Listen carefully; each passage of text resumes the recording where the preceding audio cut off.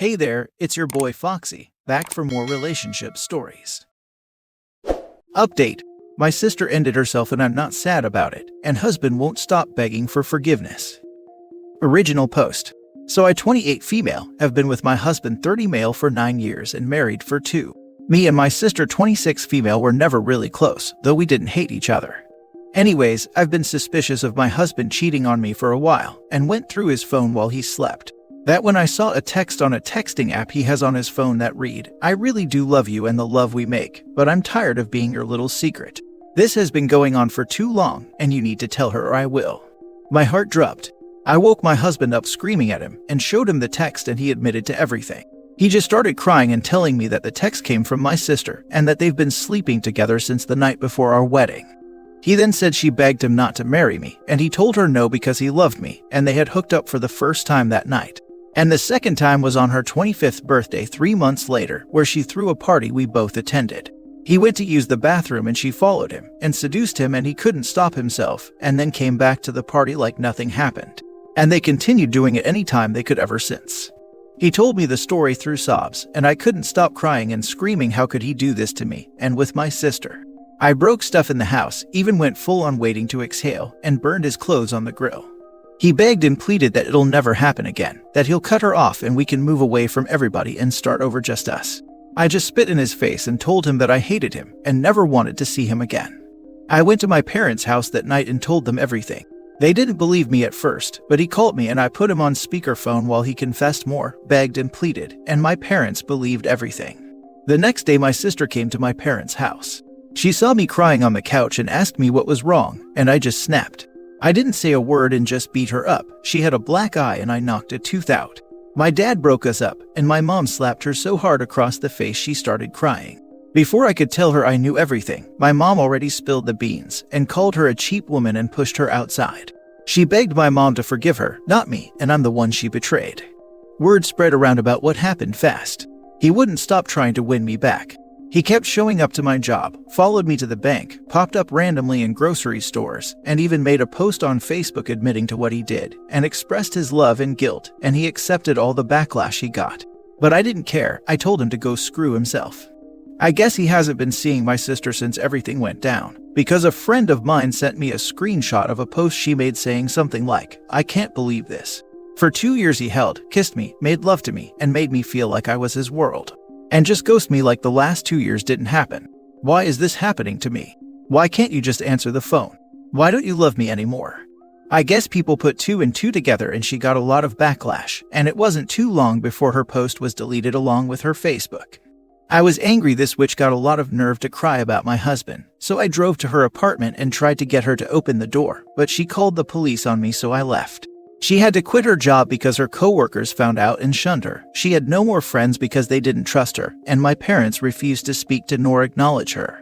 Last Monday on the 16th, I got a call saying my sister was dead, and it was self-inflicted. I didn't know how to feel. I didn't want her to die, but I could care less about her well-being at the same time. We just got her last note, and she explained how she felt so guilty for falling in love with my husband and betraying me, but that she couldn't help her feelings for him.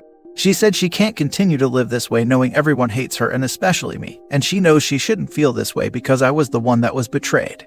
I don't believe it. I think the real reason she did it is because he doesn't want to see her anymore. I know my sister, and when she falls hard. Picture Cassie from Euphoria. Besides, since everything came to light, she would text him begging for him to talk to her and sending voicemails about how she needs him and to talk to her or she'll end herself. My husband sent me a screenshot every time she texts, even let me listen to the voicemail. I don't plan on going to her funeral, and I don't plan on letting my parents hear that voice message because they're already in a huge wreck. They won't bother me about not going, and they understand why. They will be paying for all the funeral arrangements. As for my husband, I still love him so deeply, but I hate him at the same time. Part of me wants to try to work it out just to spite that dead witch, and the other part has morals. I can't picture my life without him, but every time I see him, I picture him with her, and I refuse to live the rest of my life torturing myself like that.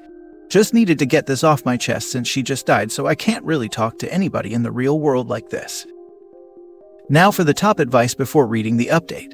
Sweet Jesus, this is a lot. Yes, move. Get a new start. I feel a lot of blame needs to go in the direction of your husband. Such betrayal on his part too. Keep strong and keep talking with family and friends.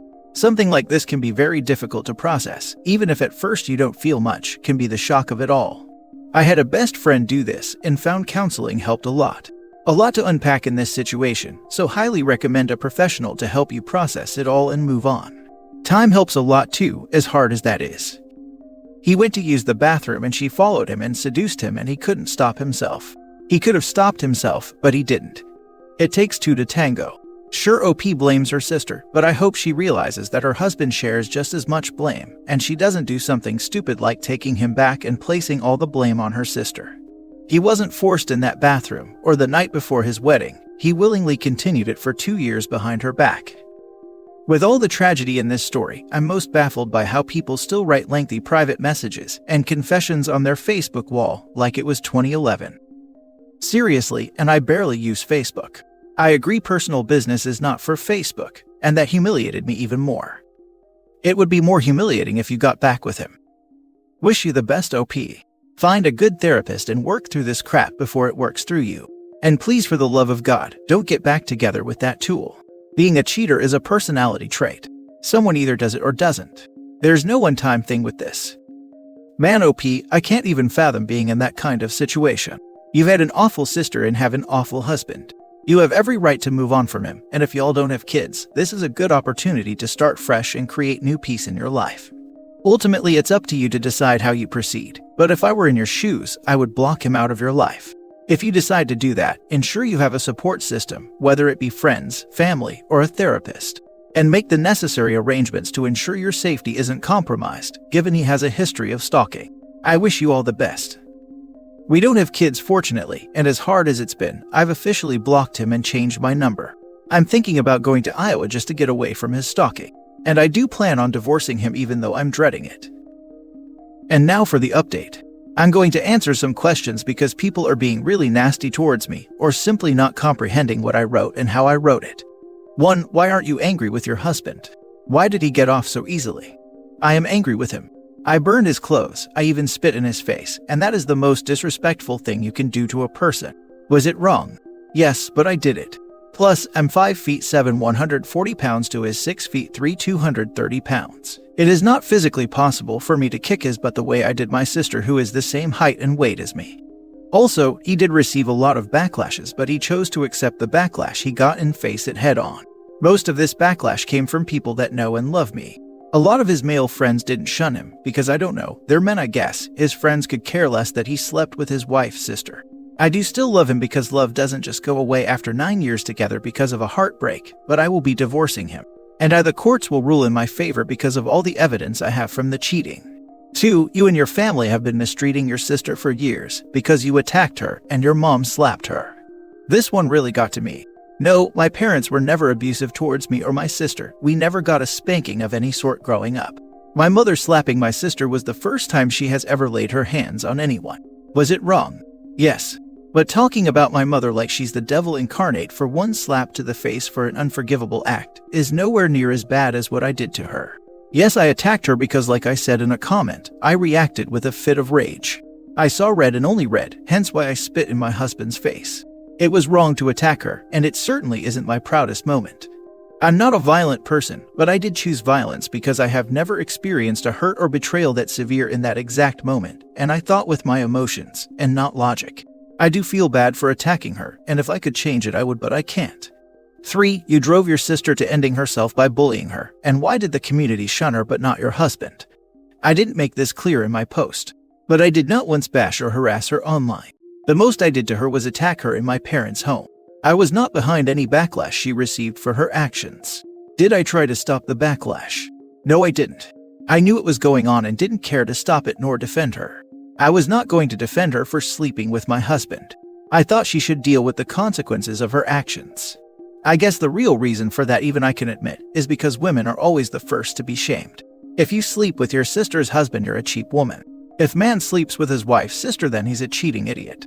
I hate double standards as much as the next person, but people will always act them whether we like it or not. And no, she never tried to text or reach out to me to explain why she did it nor apologize, which is a major reason I didn't believe the note. 4. You went to her apartment. What we're going to do if she opened the door? I know what I would not have done. I had no intentions on attacking her physically again. I did that already. But I did have questions. I wanted to know why, how long, what was he not telling me that she can? I asked all these questions on the outside of the door. But I don't blame her for not opening the door because I wasn't knocking softly, nor asking my questions in a very nice tone. Once again, I had no intention of attacking her again. And the reason I used a throwaway with a random avatar is because the same people that shunned her are the same people that believe she was truly sorry because ending herself proves it, so I can't vent to everyone in the real world. Yes, my sister is gone. No, the grief didn't hit me yet. My husband isn't the only one that broke my heart and trust. My sister did too.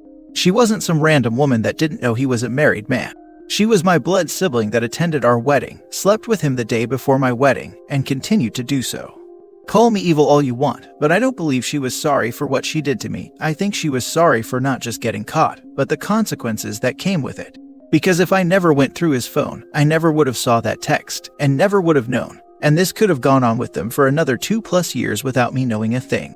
She would still be alive, yes, but screwing my husband while waiting to have him all to herself. Also, I did type something really harsh, not going to retype it, but I do still love my sister, just as I still love my husband.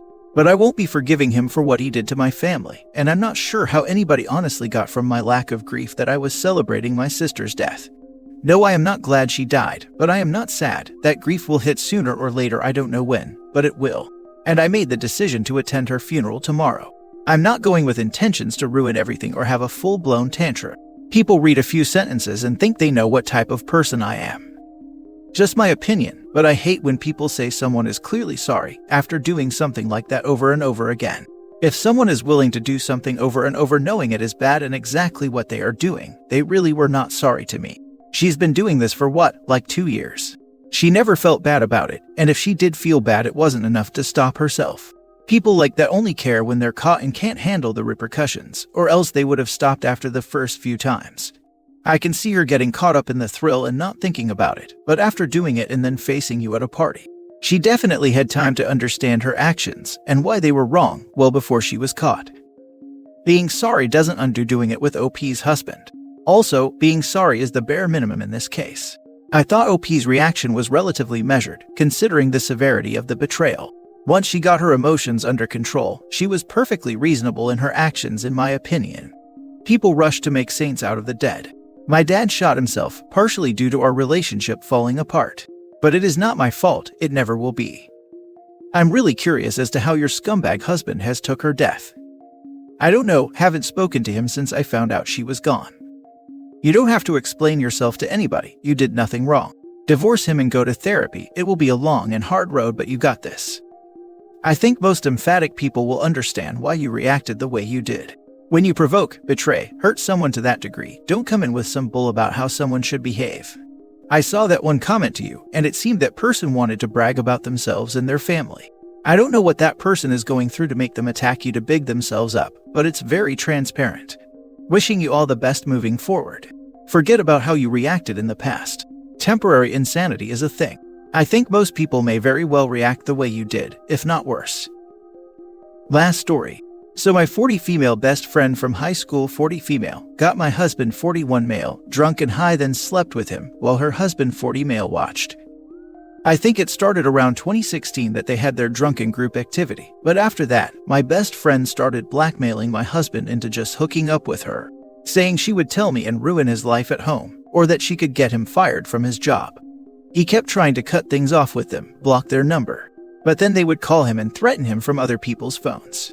He hadn't talked to her in months, then she just showed up outside the office and said that she was watching him and that he better stop ignoring her. He came home distraught and decided to tell me everything, because he feels he can't get away from the mess he made. The situation totally explained why over the past few years, his paranoia, anxiety, depression, and problem drinking have greatly increased, causing problems in our marriage. The whole time she was telling him I was cheating on him too. I have never, but he would accuse me of stuff. Only after he told me about sleeping with my former best friend, did he realize they had been basically brainwashing him. I am actually not mad at my husband. It happened when we were briefly separated, and he has a history of being used and makes bad decisions when he drinks, and she has a history of sleeping with married men. I knew she was a snake, I just never thought she would bite me. I am needing advice on what to do. Do I go to the police and made an incident report, or go ahead with a restraining order? I know she has pictures too. My husband is a teacher and afraid that she will send them to his school and get him fired. Now for the top advice. Police. That is blackmailing and more horrible crime. Gather as much evidence as you can. Also get a restraining order. I agree, unfortunately my husband had deleted their messages until last November, so I don't have much from his side. I guess we will go to the police department this afternoon. I would speak to a lawyer first. His employment is tangled up in this. I would make sure you both understand what the potential consequences will be for reporting this to the police. Please understand, your husband has been grievously violated and used by these people. However, they can still seriously harm him. Make sure you have your legal ducks in a row before you start the ball rolling with the police. A chat with the police wouldn't hurt. You might try to get in front of this with the school too, unless you live in some kind of crazy town. He is a new teacher, and he is really scared to make any waves. I don't know who he is going to bring it up, but he needs to.